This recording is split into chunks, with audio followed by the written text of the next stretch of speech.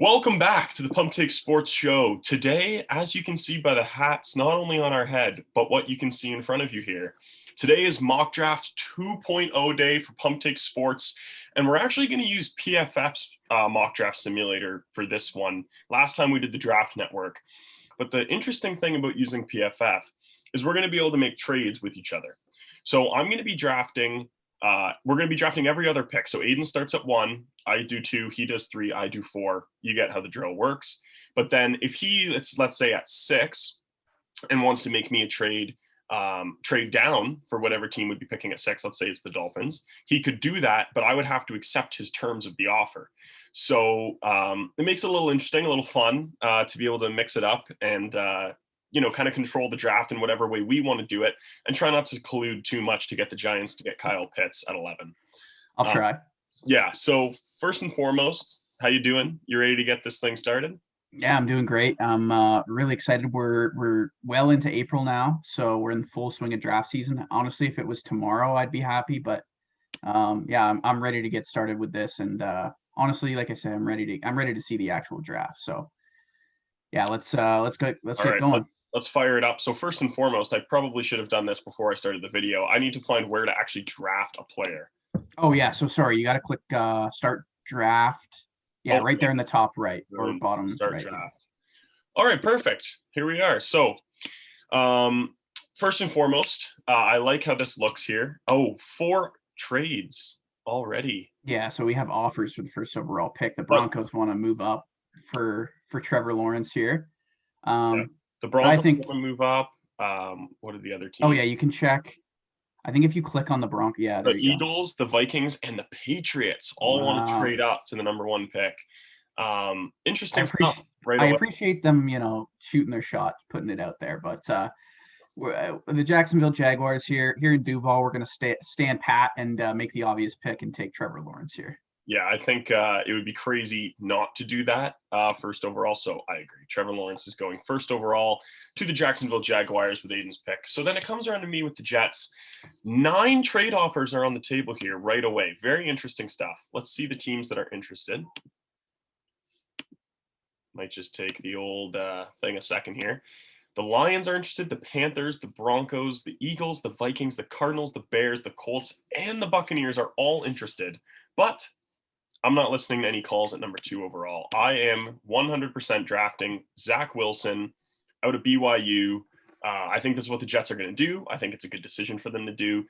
And when you have the 2nd overall pick and you have the chance to get a guy that could change your franchise, as we talked about in the Jets video on our channel, Zach Wilson is coming to New Jersey to suit up in gang green. So he'll be looking good in green, and he's going number 2 overall, which puts you back on the clock with number 3.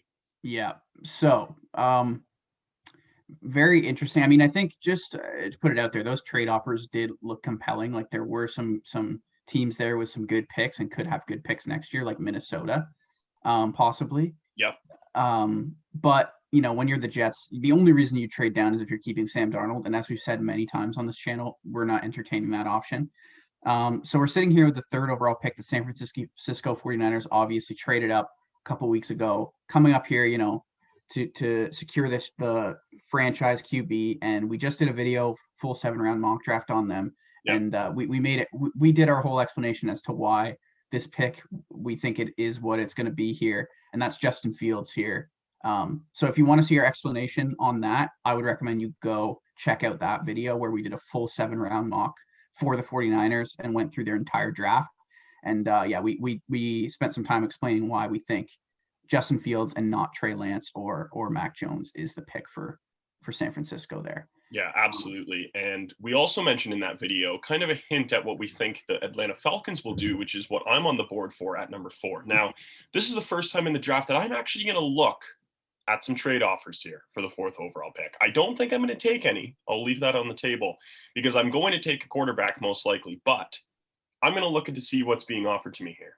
Well, I can tell you right away, I am picking at number 9 with the Denver Broncos, and I'm prepared to make a Godfather offer here to move up and upgrade at the quarterback position here.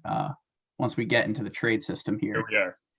So who else is offering right now? You So got the I'm going to Eagles. see what they're actually offering first. So the Eagles are interested, the football team is interested, and the Saints are interested.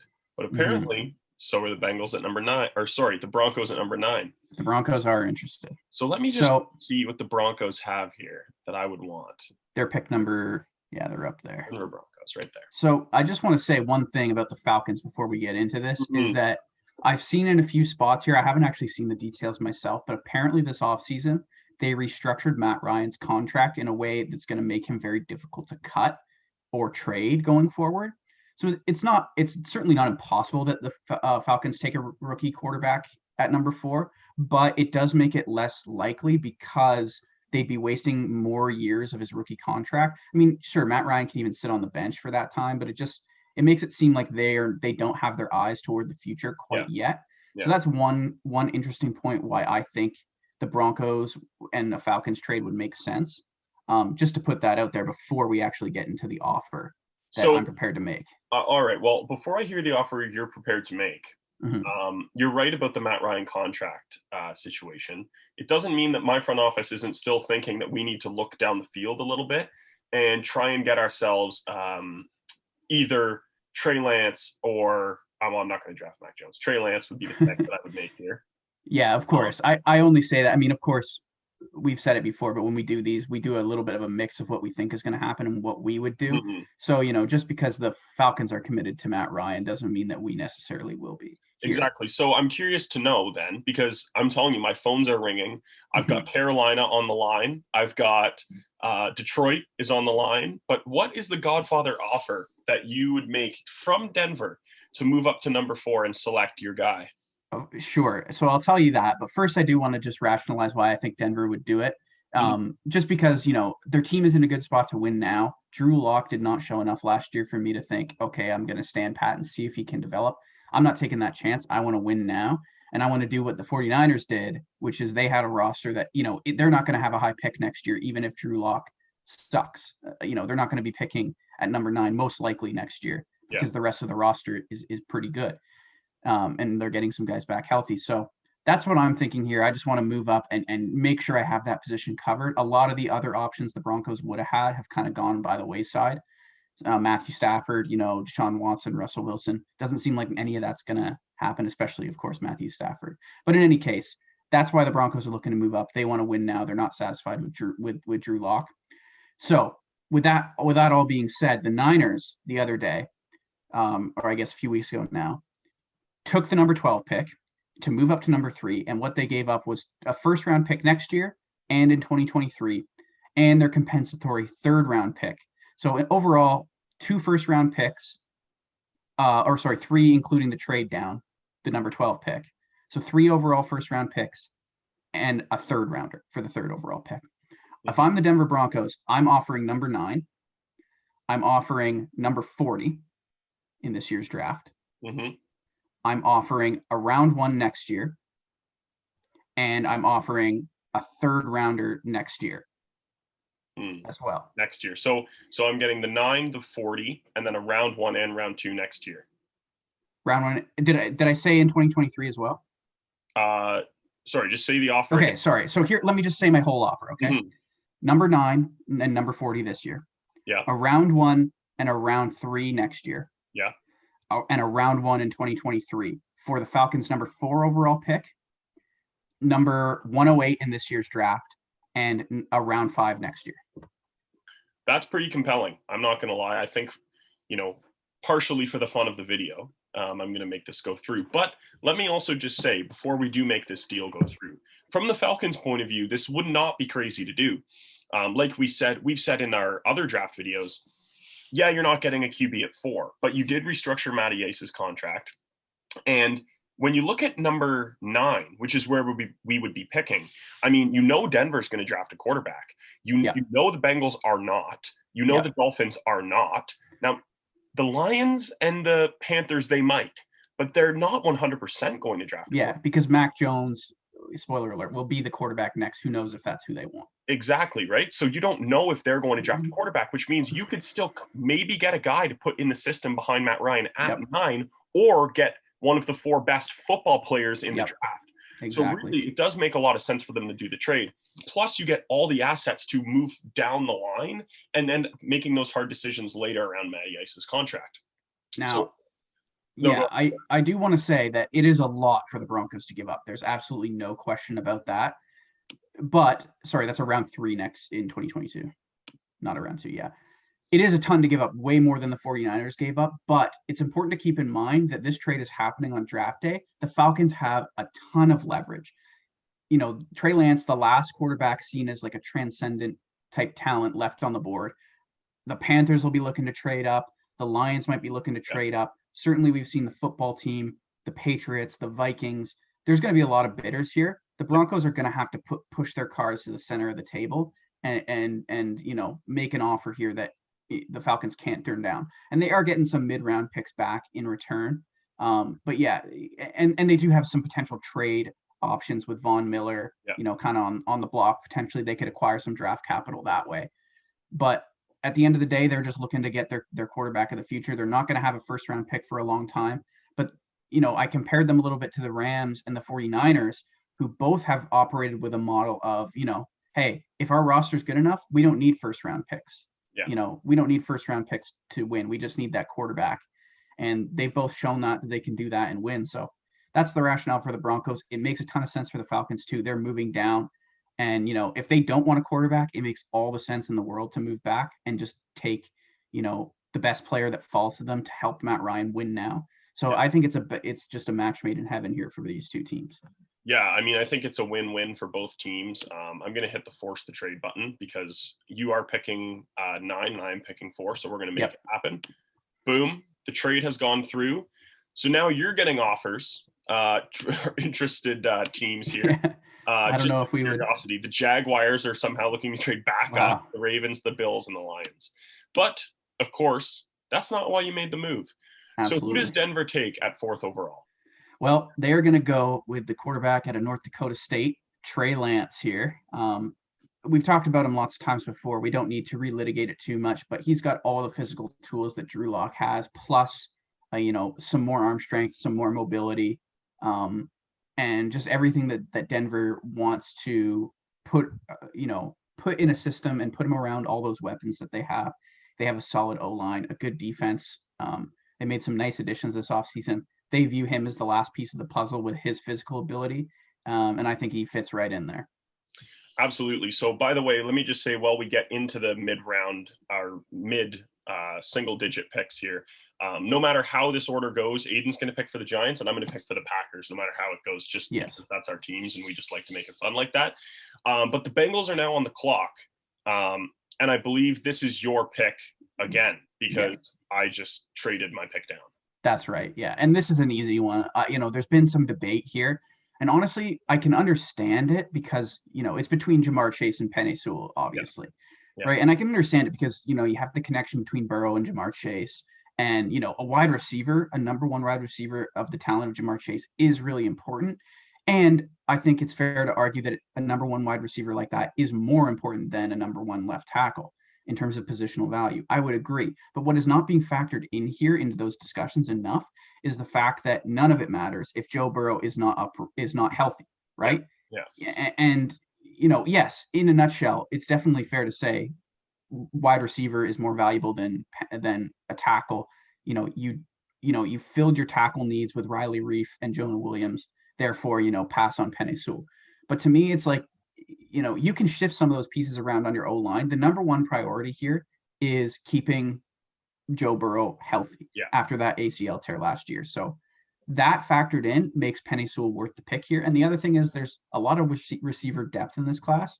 And there's a lot of tackle depth too. But to me, you can get somebody who can, play a complementary role to the receivers that you already have there. You can't get somebody who's going to bring the impact that Penei Sewell does to the O-line. So that's where I'm going. I mean, essentially, you're picking first overall if you're Cincinnati here. Yeah. Like, you're not going for a quarterback, which they're not with their first overall pick last year, working out and looking so good. You're picking first overall here. And a lot of people, like, there's now conversation with Jamar Chase coming into it. You're absolutely right.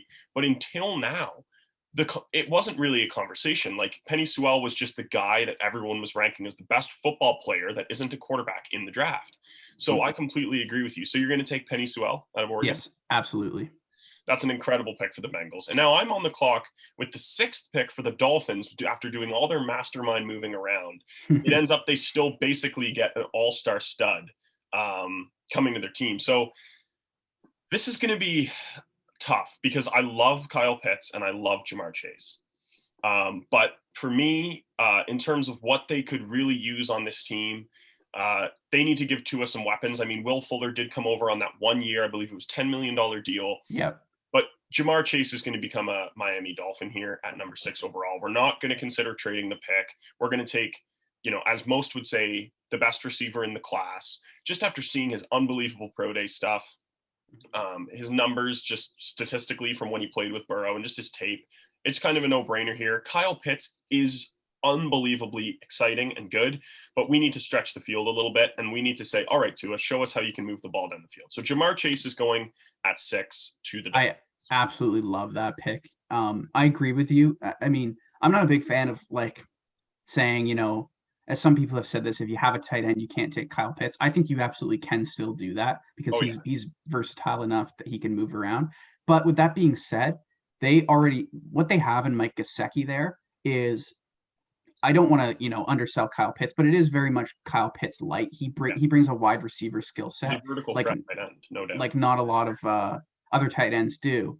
So, you can still have Kyle Pitts with Mike Gesicki. That just makes it all the better. But when we're talking about what Jamar Chase brings and rounding out that receiving core with Jamar Chase, Devontae Parker, and Will Fuller, that is just a great way of rounding things out. So I just wanted to say, I think that is the right choice there between Kyle Pitts and Jamar Chase. And I'm back on the clock here with Detroit. And this is a tricky pick because it's so hard to figure out what Detroit is thinking about their own team. Obviously, we all know that they're rebuilding, right? But they do seem they do seem to be committed to Goff to a certain degree, at least for this year. He's their quarterback. And so what is the identity of this team going to be? That's the big question here. Yeah. So I'm looking at the board. Kyle Pitts makes sense. Their new head coach, Dan Campbell, was a tight ends coach. So I don't know, they seem like very traditional type team is the mentality they're bringing. Yeah. Obviously, they drafted TJ Hawkinson in the top 10. So they could go that direction. I think I would definitely consider it. But you look at what they lost in their receiving core this year, losing Kenny Golladay, of course, who signed with my Giants, losing Marvin Jones. They signed a couple of guys. I know they signed Tyrell Williams. I think they got Rashad Perriman as well. But those guys are short-term stopgap guys. They don't really have a long-term option at the position. I think Micah Parsons makes a ton of sense, just the mentality he brings in the middle of that defense that's been, poor for a little while now. It's a need, certainly at linebacker. But I just see this Detroit looking at Devontae Smith and saying, that's our guy. Personally, I think the accolades that he acquired this year, the numbers he put up, the mentality he brings, I think, he's just kind of got that dog mentality. Everybody's been worried about his weight. And, what did he say? He didn't try and hide it. Just said, I'm 170 pounds. Yeah. I'm not working out. Deal with it. Look at the tape. That's the mentality that Dan Campbell's going to want to bring in here. Yeah. I think I'm drafting Devontae Smith here if I'm the Lions. No, I like that pick a lot, man. And the reason why I like it a lot is from a Panthers point of view, with me sitting at number 8, it means that a guy has fallen into my lap here that is really hard to pass on as we're really getting close to the double-digit numbers. So I was thinking to myself here, if I'm the Panthers, do I roll the dice on Mac Jones? And do I just put him in the system with a high pick just because, he defaults to be a quarterback, which makes him so valuable in the draft? No, I don't. I don't do that. I personally don't have the highest valuation on Mac Jones, but also I was reading some stuff before we did the show that the Panthers don't view Mac Jones as a top 10 pick. The guy who they will view as a top 10 pick is Kyle Pitts, the tight end out of Florida. And they do need weapons on that team as well. I mean, they lost Curtis Samuel. They're going to need to throw the ball to someone down the field. And I think that they're trying to kick the can just a little farther down, because if all 4 quarterbacks that you're evaluating are a franchise guy are gone, don't reach on a guy just to use the pick. Why not get what some people are calling a generational talent at tight end? He's basically a receiver. And plug him in and use him in your offense. So I'm not going to waste too much time, because I think they will pull the trigger on this if it does fall this way. and Kyle Pitts will go to the Carolina Panthers at 8. Yeah, I agree. We've been talking about it for a long time, but it does seem like the Panthers want to move on from Teddy Bridgewater, and with good reason. But just the way everything's shaken out, they're a smart enough organization that they won't reach on a quarterback that they don't like. And Kyle Pitts is just far and away a better prospect than any quarterback left on the board. It's a huge need. Makes perfect sense here. You're back on the board here for the next 2 picks with the Falcons and after trading down and the Cowboys. So I get to do a little back-to-back situation here. So number 9 overall, we traded back, and look at the players on the board that we're left with here. Pretty awesome guys. Micah Parsons is still there. Jalen Waddle, Rashawn Slater, Patrick Surtain. Yeah. I think this is, well, actually, let me just see. Yep, this is going to be the first defensive player off the board at number 9 for the Atlanta Falcons. So, I've seen talk with the Falcons about them. If they trade down, because I just watch so much draft content that sometimes I see videos that they do of, bringing in a receiver to kind of be the next Julio and for him to pass the torch on to the next guy that's going to fill that role. Jalen Waddle is sitting right there, and that would be a perfectly fine pick, I think, to be put into the Atlanta offense. But I'm not going to do that. I'm going to draft a guy that I also actually had them taking in our first mock draft. Now, this was like a month ago. And this was before, draft stuff changes every day, never mind weeks, never mind a month. And back then it wasn't seen as crazy to do what I did, but I'm going to do it again at number 9 overall. And I'm going to draft Patrick Surtain II out of Alabama, the corner, to come in at number 9 and kind of add just a little bit of meat to that defense that they just have nothing on. They do not have any playmakers back there, really. Falcons fans are going to get triggered at me for saying that. But yeah, you're right, though. They don't really have a guy back there that can kind of hold it down. And Patrick Surtain would slide in, and he's a day one, ready-to-go guy who I think would be great in the Atlanta defense. So that's who I'm going to draft. That's a terrific pick, man. You said, at the time, it wasn't crazy to draft him at number 4. I feel like if anything, it's gotten less crazy with everything that's happened. Patrick Surtain's testing numbers were incredible, way better than I thought they were going to be. Obviously, his tape speaks for itself. You got the injury with Caleb Farley now. He's probably not going to go in the first round. If he does, it's towards the end. Patrick Surtain has solidified himself as the, clear number 1 cornerback in this draft. The Falcons trade down, still get him to add him to a secondary that's bereft of talent. They lost all their safeties this offseason. So they need help in the secondary badly. It just is, the Falcons played this like a game of chess. And they won. So this is great. That's a great pick for them. Yeah, absolutely. And they also sniped the Cowboys. And they sniped the Cowboys, exactly, which is lots of fun to always do. But I am the Cowboys in this situation, so I now need to make a pick again. So I look at the board, and I see a lot of good players still looking back at me, a lot of good players. They signed Dak. Dak is coming back. Obviously, that's old news, but they've got CeeDee Lamb. They've got their defense. Their defense needs a lot of help. And would you say that it would be in the world of possibilities that the Cowboys decide to trade down to a team that's just hungry to come back up? I was waiting so that I could say the exact same thing. I think it makes a ton of sense for them to trade down here with the way that the board has fallen. If I'm the Patriots, who I am in this world, I would definitely be looking at it. If I'm the football team, because like it or not, we're not as high in Mac Jones as we're hearing the NFL is, but NFL teams do really like him, and he's the last first-round quarterback left on the board. So there's going to be teams, vying to get up here and take Mac Jones. I think that's a good point. It's definitely something to at least look at for the Cowboys with the way the board has fallen. Absolutely. So it says here that the 3 interested teams are the Dolphins, the Ravens, and the Saints, but I don't think maybe other than the Dolphins, neither of those teams would realistically trade up into this spot. Would you, sitting as the Patriots at 15, consider moving up 5 picks here to get Mac Jones? I would, absolutely. I would definitely move up. Now, we're a little bit later in the draft here. It's not as vast of a jump, so it's not going to be as big of a return here. But the Patriots, in the situation they're in, with Cam Newton on a 1-year deal, a lot of uncertainty at quarterback since Tom Brady left last season.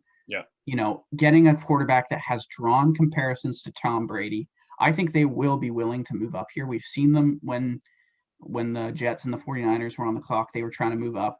So if I'm the Patriots here, I would be willing to offer my first round pick this year, for sure, the number 15. I'd be willing to offer number 96 in this year's draft. And I'd be willing to offer a round 2 pick next year. And I'm gonna throw in a mid rounder, let's say a 4th round pick next year as well.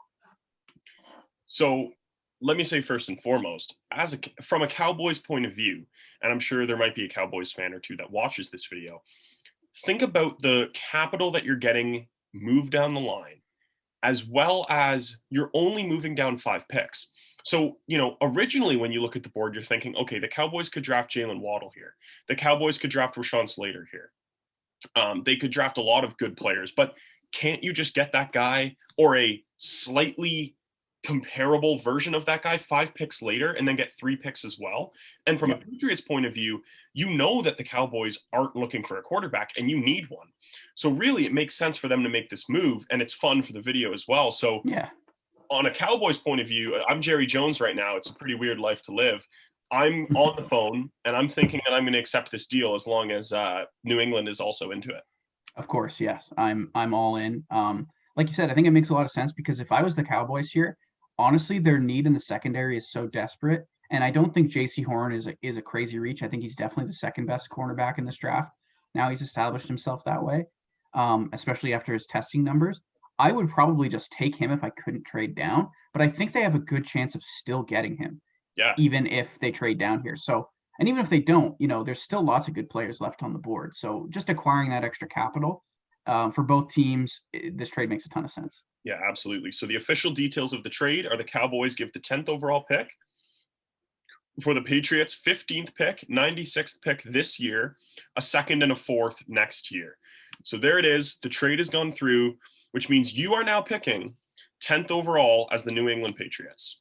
Yeah, and the pick here, as we've discussed, is going to be Mac Jones, the quarterback, securing the quarterback of the future. I think we said all we really need to say about it. He just fits the prototype of what, they seem to be looking for there. And, a lot of production at Alabama. Just the fit makes a ton of sense there in New England. And, as we've said, match made in heaven. So that's the Patriots pick. Right now, we're moving on to my team, the Giants pick, and I'm picking here. And man, this is tough. I have to say. It's because the first name on the board that makes it tough there, because I know you really like the second name on the board, but it's the first name on the board that I think makes this a tough decision. Honestly, all of the top 3, even I would throw in J.C. Horn there, even still, I'm looking at, but definitely it's going to be one of the top 3 guys here. I've seen edge rumored a lot lately. I'm just. My whole strategy this whole time has been I don't really want to be the team taking the first edge in this class because they're all kind of a toss-up at this point. So especially if I'm at 11, once it gets to like 15 or so, sure, I'll consider it then. But it's a little bit too early for that. So hopefully the Giants don't go that direction in the real draft. Yeah. Micah Parsons is obviously the best defensive player left on the board. Huge need for the Giants next to Blake Martinez there. They would complement each other really well. Very well. Jalen Waddle, obviously, we know what he brings to the table. He's an electric athlete, would bring a new element to the Giants' offense. And Rashawn Slater, arguably the Giants' biggest need, would be at guard. He could plug in there and maybe shift out to tackle later down the line. So if I'm drafting for need, Rashawn Slater makes the most sense here. And I think that's reasonable. But with that being said, there are a lot of good guards in this class that will be available at the top of the 2nd round for the Giants. And our mentality is always don't reach for need if you don't have to. And in this case, the Giants don't have to. There are other players on the board. I will probably flip-flop on what I want to happen here 6 times before the draft rolls around.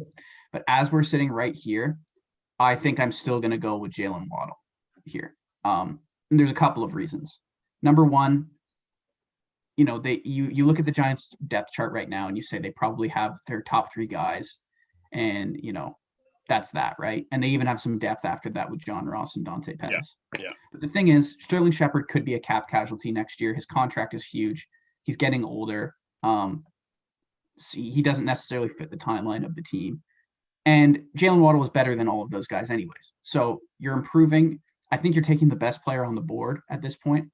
So that's the direction I'm going to go here. As I said, Micah Parsons or Rashawn Slater, you can't go wrong with either of those guys. And I think, like I said, I'm going to flop between who I would want there a lot before the draft gets here. But then the other thing is I'm sniping the Eagles here, who would probably have taken Jalen Waddle if I didn't. So that's the pick. I'm comfortable with that. He's adding to the Giants offense a ton, probably best player available, and good pick for the future.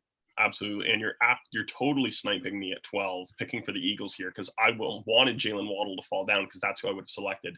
Now I'm in a tough situation because I don't necessarily think I'm going to draft receiver anymore.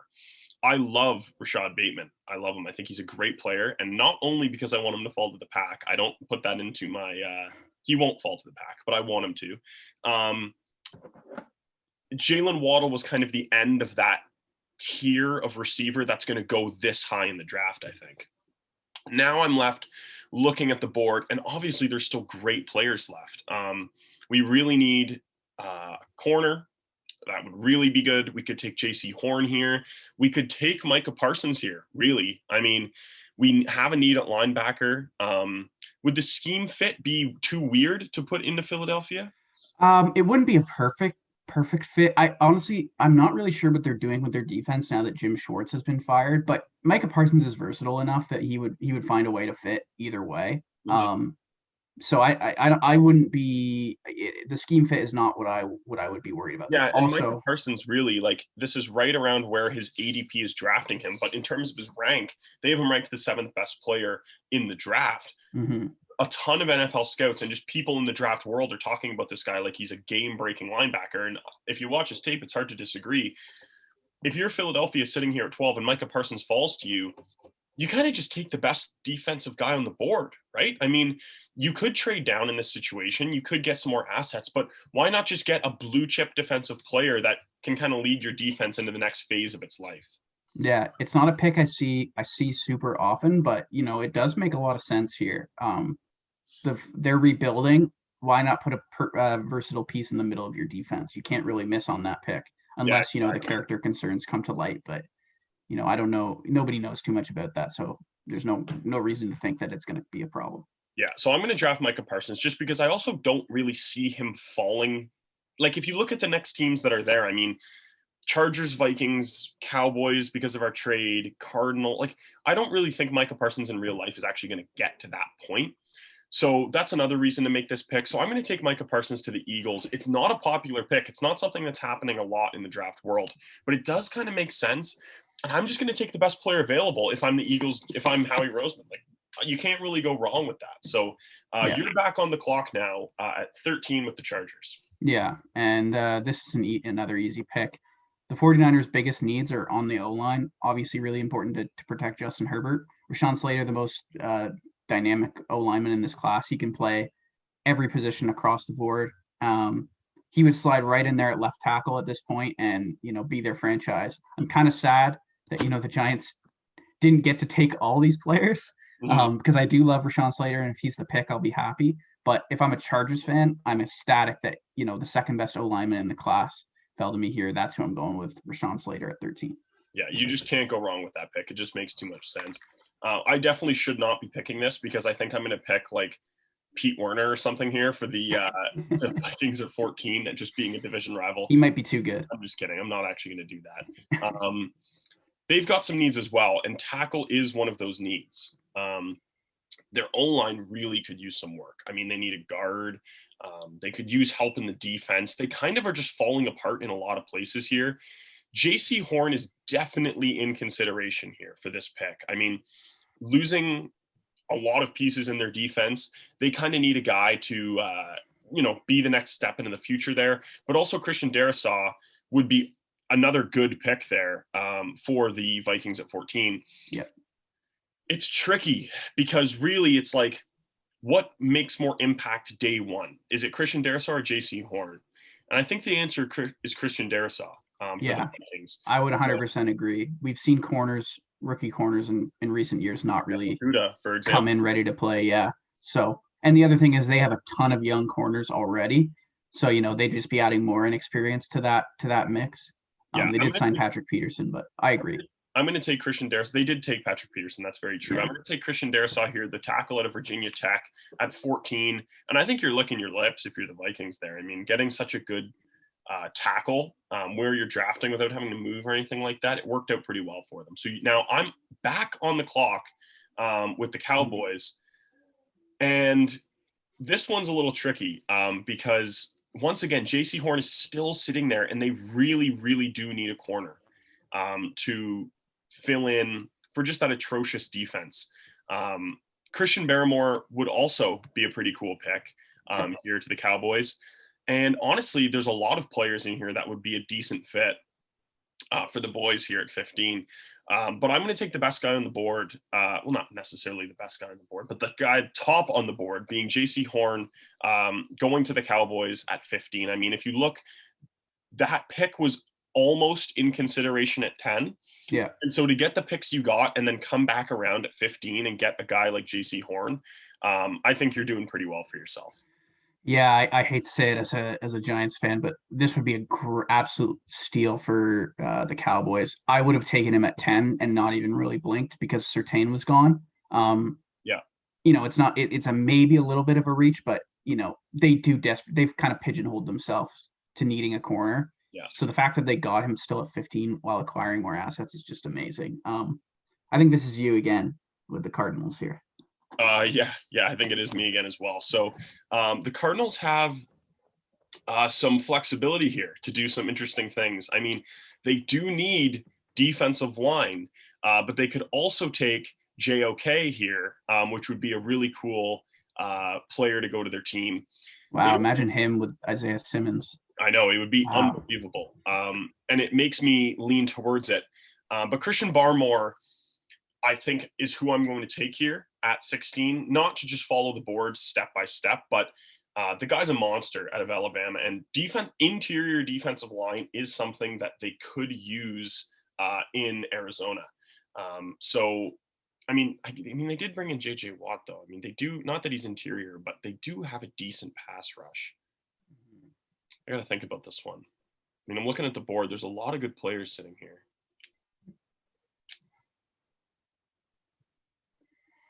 You know what? It is a tough one. I'm going to pivot a little bit. Okay. I'm going to take Jeremiah Owusu-Koramoah out of Notre Dame because I feel like the speed and coverage and so versatile all over the field. Pairing that up with Isaiah Simmons, it makes that defense unbelievably scary already with a deep pass rush set up. JOK is going to be the pick for me at Notre Dame. Yeah, that's a super interesting pick. That's one I haven't seen, but I'm kind of falling in love with it as I sort of think about it in my head. Because what are the Cardinals really need help in the secondary, obviously, but the draft just does not line up the way, unless J.C. Horn falls to them. It doesn't really line up for them to improve, but obviously we know JOK at Notre Dame was a super versatile player. He played in the slot. He played safety. He played a little bit of linebacker. Yep. He projects as a linebacker in the NFL, but as we know, Isaiah Simmons was used all over the place last year. He wasn't used much when he was on the field, he was extremely, extremely dynamic. You add those two guys flying around together in the defense like that.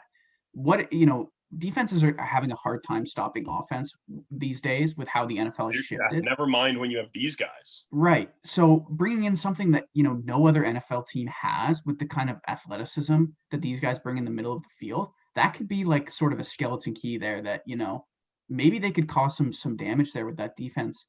They are going to need to find other ways to improve on the back end, but they can even bring some coverage versatility in the back end. Absolutely. Those two guys, they have experience doing it. So that's a really interesting pick. I like that quite a bit. Mm-hmm. I would not have considered that, but I think that the more I think about it, that just makes a lot of sense and could be really interesting. Some people are saying that JOK is actually better than Micah Parsons. Yeah. I don't know of how much of a gadget player he is. I'm not saying that I believe that. I'm just saying it is something that's talked about in certain draft communities. So you're on the clock here at 17 as I almost said Oakland, Las Vegas Raiders.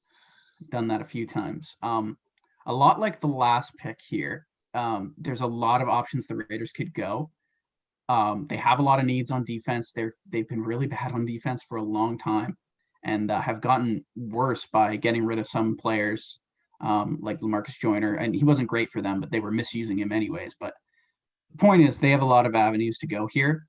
I think, getting somebody like Trayvon Morig would be interesting. Getting Greg Newsome there in the secondary would be interesting. Obviously they've made some picks in the secondary recently, but they've kind of missed. Taking the first edge here would make a ton of sense. They haven't had a really good edge presence since they traded away Khalil Mack, but they did sign Yannick Ngakoue, so there's that. To me, the biggest need for them is on the offensive line. They cut half of their entire starting offensive line, cut or traded, I should say, their entire offensive line. They only bring back Richie Incognito and a few stragglers like Denzel Good. So to me, I think the pick that makes a ton of sense here, it's a very Raiders pick. You're looking at him on the board right now, is Tevin Jenkins out of Oklahoma State. He is a Gruden grinder, man. He's nasty. He's mean. Gruden is going to love this guy. He fills in the Trent Brown hole. They get a lot younger on the offensive line. They get better. One of the best I would say arguably the best unit on their team last year was that offensive line. Yeah. They got rid of them all, most of them for some reason this year. So, help retain a strength around Derek Carr. You could go wide receiver and add to that with Henry Ruggs. That is a need. Could go secondary, could go defense anywhere, even linebacker. But Tevin Jenkins, just the fit makes a ton of sense. Screams John Gruden. Yeah. I mean, a channel, most NFL guys know who he is, but Brett Coleman's a great just film channel. And if you check him out, he has a video called The Most Violent Man in College Football. And it's a video about Tevin Jenkins and just how he plays tackle and how he finishes his tackles. It's pretty unreal. I knew as soon as you were talking about tackle that Tevin Jenkins I was going to bring him up, if you picked him or not, as just a guy that would fit in there so well already. So I think that's an incredible pick for the Raiders there at 17. So I'm back on the clock now with the Dolphins at 18. And boy, oh boy, there's some fun players here that I can pick. Part of me wants to lean getting a weapon because I believe we did not get we got Jamar Chase already. Okay, never mind. I'm not going to draft a receiver then. We could use some offensive line help. There are some guys here like Dylan Randunes is still here.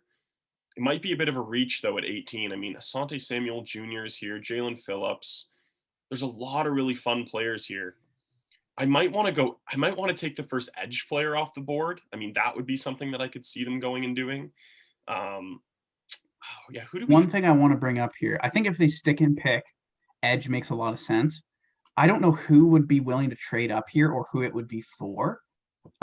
Especially after Rashad Bateman would make a little bit of sense for a trade up if, but his measurables were a little bit disappointing at his pro day. So I'm not sure if anybody would be willing to trade up for him. Or maybe even a sixth quarterback. It's definitely something to look at though, because the board is not lining up really nicely for Miami. No, it's not. Some of the players that were just taken right above them here are all guys that you could really see them taking in a vacuum. But now that the board is lining up like this, do you think they need defensive line enough to take Barmore? They definitely. It's weird because they're the type of defense, they come from the Belichick tree, along with teams like the Giants and formerly the Lions, where they kind of manufacture a lot of pass rush, and they focus on coverage. Obviously, they spent a lot of capital investing in their secondary. So they could still use a safety, I guess, and Morig is the best one on the board. That would be interesting, but they do definitely need help. They need a pass rusher. There's no question about that. I almost wish we picked a little bit further back because then I could take Jalen Phillips. I'm falling in love with Jalen Phillips. Keep him in Miami? Yeah, in Miami. I'm falling in love with him. Just his film is unbelievable. So, yeah, a trade would be the only way that would make sense. Would your Packers entertain a trade? No, we wouldn't. I'm going to take the safety to TCU. Okay. I'm going to take Trayvon Morig here at 18. He's moving up in boards generally right now. I don't think it would be crazy to see them take a safety. They do need one, as you said. I definitely think a trade would be in consideration, though. I will take this 1 second to say, if you're watching this video, these videos do pretty well. this is a good opportunity to comment what you would do there with the board the way it was at 18 with the Dolphins. Where do you trade down? Who do you think trades up? That would be something interesting to start a conversation on, because maybe I just made the wrong pick there at 18, and I'm very willing to admit that. But people definitely let us know in the comments below what you would do there, like how you would change things depending on what the board was saying as it was laid out there. So you're now on the clock, Aidan, at pick 19 as the WFT. This is tricky. We're at the point where it is getting a little tricky, because especially that the Patriots traded up for Mac Jones, because the next two teams would really be like, they would love to get Mac Jones in here. I'm not as high as the remaining quarterbacks, like Kellen Mond and Davis Mills, and I do like Jamie Newman a lot, but not as a first round pick. I don't think any of those guys should go in the first round, so I'm not going to make that move. Washington obviously has a good defense. A lot of people think it's like the best defense in the league. I would tend to disagree, but with that being said, I'm not going to invest in it here. Like, their defensive line is stellar. So, and there's not a lot of great secondary players that would make a lot of sense here.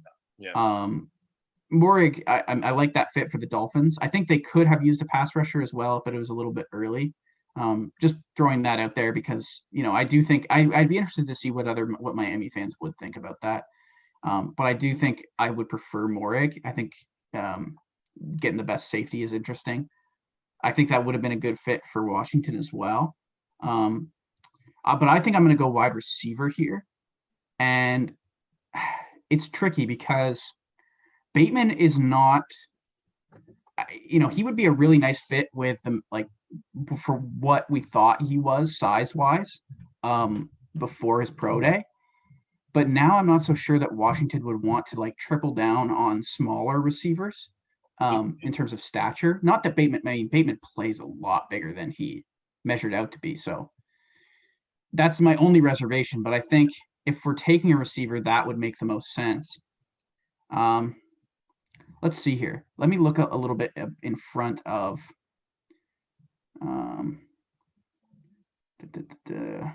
no.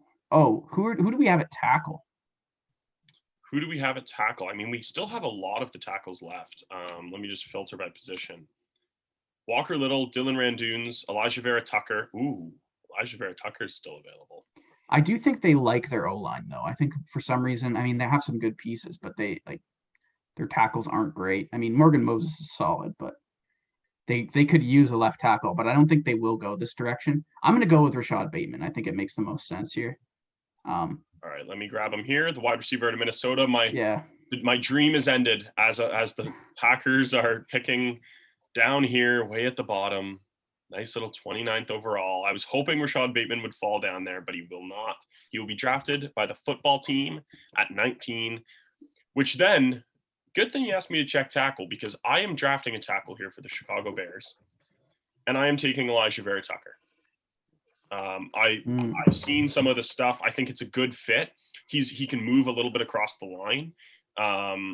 And I just think it makes sense for the Bears to do this year. I mean, they need something more young and to step forward on their offensive line. So I'm taking Elijah Vera Tucker for the Bears at 20th overall, which is, I mean, that's didn't say where his ADP was on this, but I'm seeing he is a definitely undisputedly a first round talent here, going at 20th. Yeah, that's very interesting. I think the position flexibility pushes him up there. I think that does make a lot. That's a very Bears pick, I would definitely say. That makes sense. For me here, I'm gonna take advantage of the edge talent that's falling down the board here. For the Colts really need a left tackle after Anthony Costanzo retired. Yeah. But there is a lot of left tackle talent, veteran left tackle talent, surprisingly, left in free agency. You still have Eric Fisher out there. You still have Russell Okung. You still have Alejandro Villanueva. You still have Mitchell Schwartz if you want to move some things around. So they're not going to need to force a need here. They're going to go, well, I mean, edge is a need. It really is, but they're not going to need to force their biggest need. I'm going to take Kwity Paye out of Michigan here. I like the fit we quite have a some bit. breaking news in the NFL that we're going to break on this video. Sam Darnold has been traded to the Panthers. Wow. Okay. Wow. So this kind of throws a little wrench in our I mean, it doesn't though, because we didn't take. Yeah, we took Kyle Pitts there. we knew that was Multiple happening. picks are involved. It's a 2021 sixth round pick and a second and a fourth round selection in 2022. There you have it. Very interesting stuff. Very interesting stuff. I mean, this video is coming out on Friday, so that's not going to be breaking news, but this is our reaction to the breaking news that's happening live. We're recording this on Monday at about 4:00. So, wow.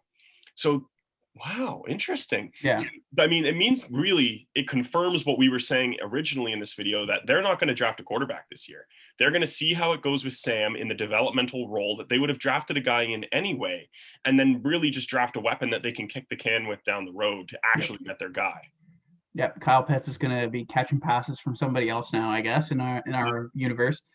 So yeah, we kind of read that situation right. I think they're definitely not going to be in the market for a quarterback anymore. That helps the Broncos trade up quite a bit. So yeah, but in terms of where we are right now, with the Colts, yeah, I'm gonna go with Kwity Paye. I think that fit makes the most sense. He and Jalen Phillips are my two favorite edge prospects. I think Indy is a little bit more shrewd and risk averse, not necessarily risk averse, but with the medical aspect of it, they're trying to win now. They don't really want to take that much of a chance, I don't think. Take the safer, more productive, more consistent guy that fits the scheme nicely with Kwity Paye.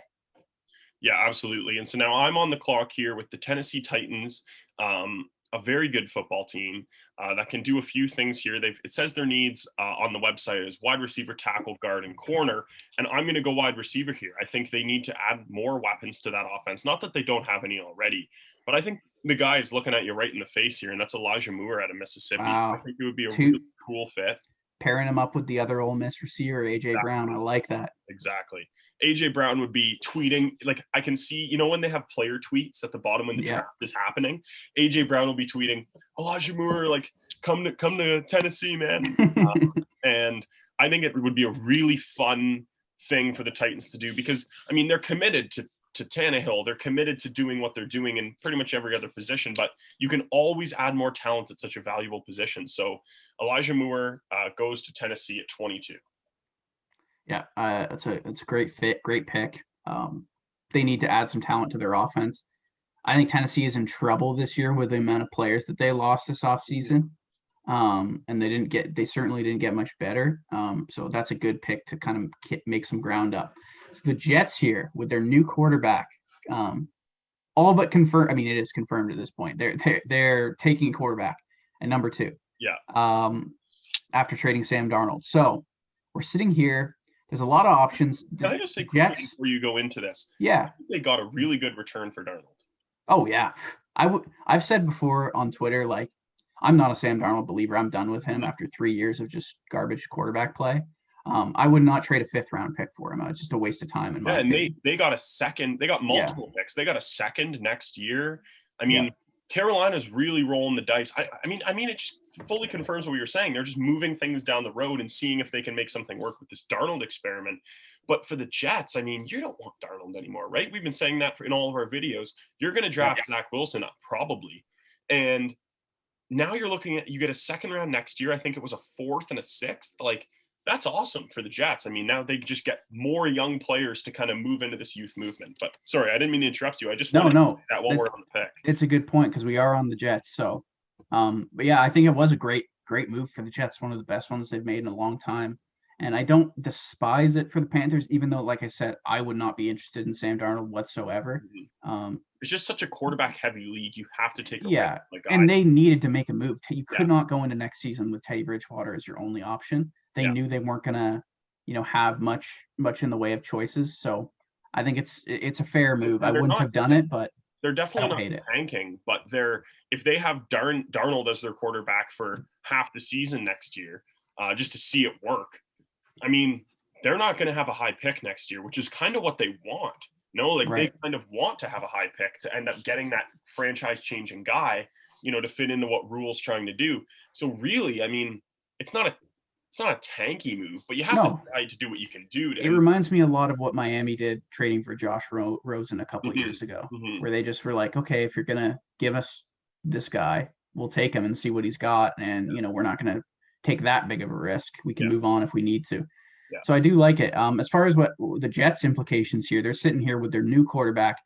They could add another weapon for him, although they did quite a lot of that in the offseason. Their receiving core is now Denzel Mims, Jamison Crowder, Corey Davis, and Keelan Cole. That's some nice depth there. Yeah. Definitely none of those guys are going to preclude you from taking another one. But at this point, they have so many other needs that that's not the direction I'm going to go.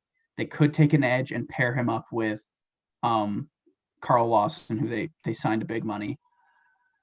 They don't need interior defensive line at all. They do need some help on the O-line, and there are some options here. I think, though, the edge talent is what they're going to go here.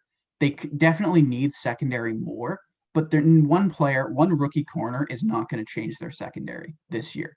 Their secondary is, I'm just going to say, it's not going to be good this year no matter what they do unless they make some massive moves, multiple moves. So I'm not going to take Greg Newsome, as nice as he would be, to fill in a hole. I'm looking at edge here to pair with Carl Lawson. The Jets have not had a good edge player in years. Like I want to say since Mark Gastineau, but there's probably been one since then. So why not get two of them? Why not make your fans happy and get a couple of them here? As a fan of the other New York team, I'm not going to be too mean here. I could give them Gregory Rousseau, who I personally don't like. But I'm not going to do that. Jason Owe is a little bit too raw, but I do like him. I'm going to go with Jalen Phillips here. I'm going to take him. I love that. Jalen Phillips is flying up boards. I think his game style is just so exciting in Miami. I think it's a wonderful pick. If there was no medical concern, he is the number one edge in this class. He's technically refined. He's incredibly athletic. Just everything that you want in an edge player, except for that injury history.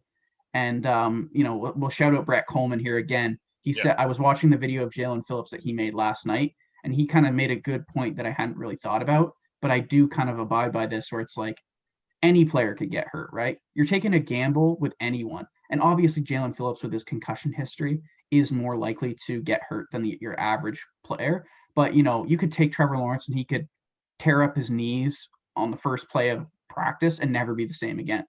You don't play scared. You play to win. And I think that's what the Jets are doing here with my personal favorite edge player, even if I wouldn't necessarily take him first for every team. Great fit there.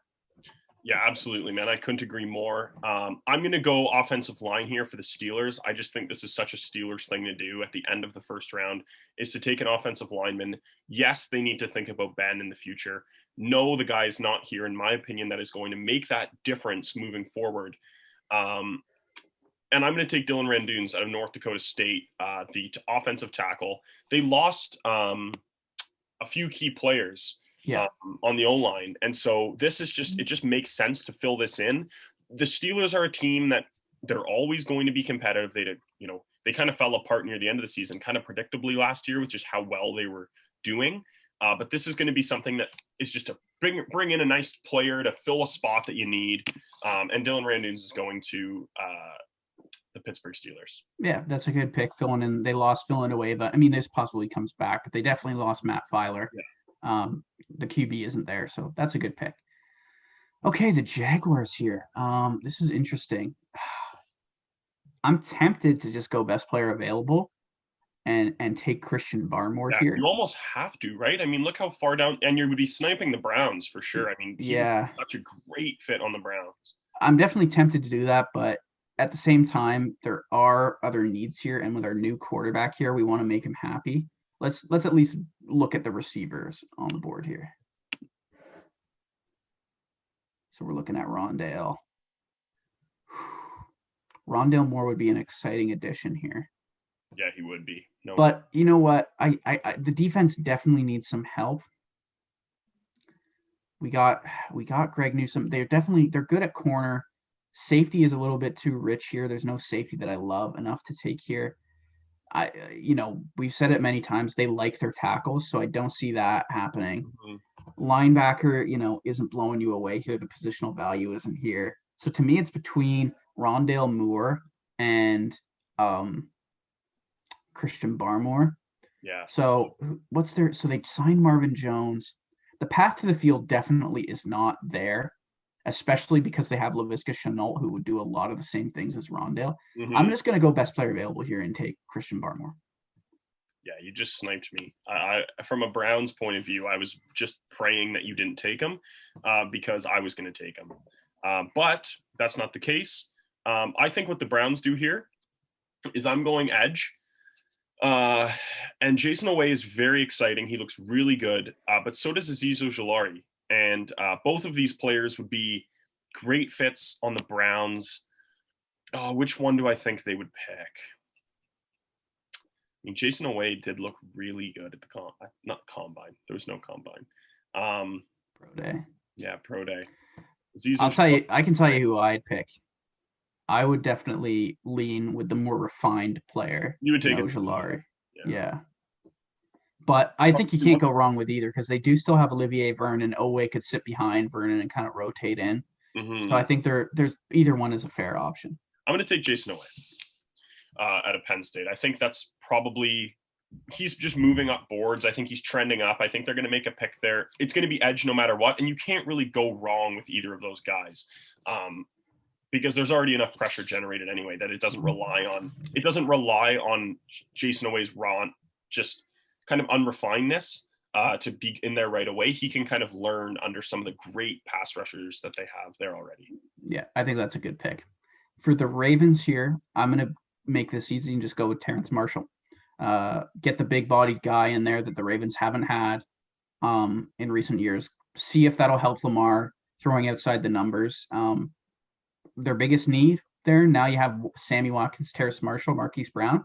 Things are shaping up there a little bit. I think that's just the right fit for the Ravens.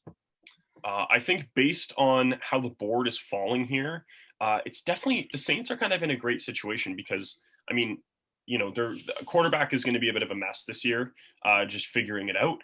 But outside of that, a lot of their team is still built very well. And I think I'm going to go best player available here with Greg Newsome II and just get another great corner to move in and see if you can have one of the – I'm not going to say Greg Newsome II is going to be unbelievable, but if he does work out the way some think he will, you could have him and Lattimore on the same team, and it could be a pretty incredible young corner duo. So that's what I'm going to do for the Saints here is take Greg Newsome II. Yeah, that's a good pick. And, Lattimore's contract is up soon, so – kind of an insurance policy there. Yeah, well. Absolutely. So Green Bay, this is now my pick, and I'm going. Oh, let me just look at the board. Actually, I mean, oh man, there's a lot of great players still left. A lot of great players. Oh, I love Gregory Rousseau. Oh man, they had to make it hard on me. They couldn't just make a clear pick fall.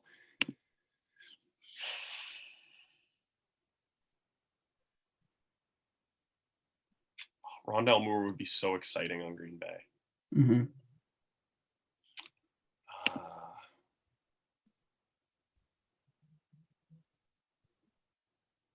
I'm going to take Rondale Moore.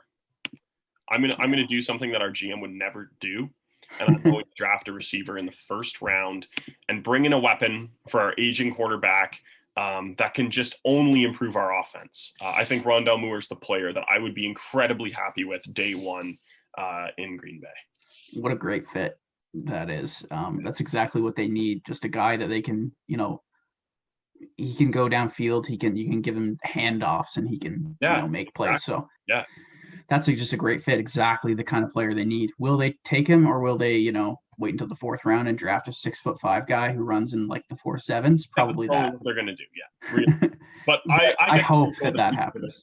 I get to control the team today, and we're taking Rondale Moore, an exciting receiver out of Purdue.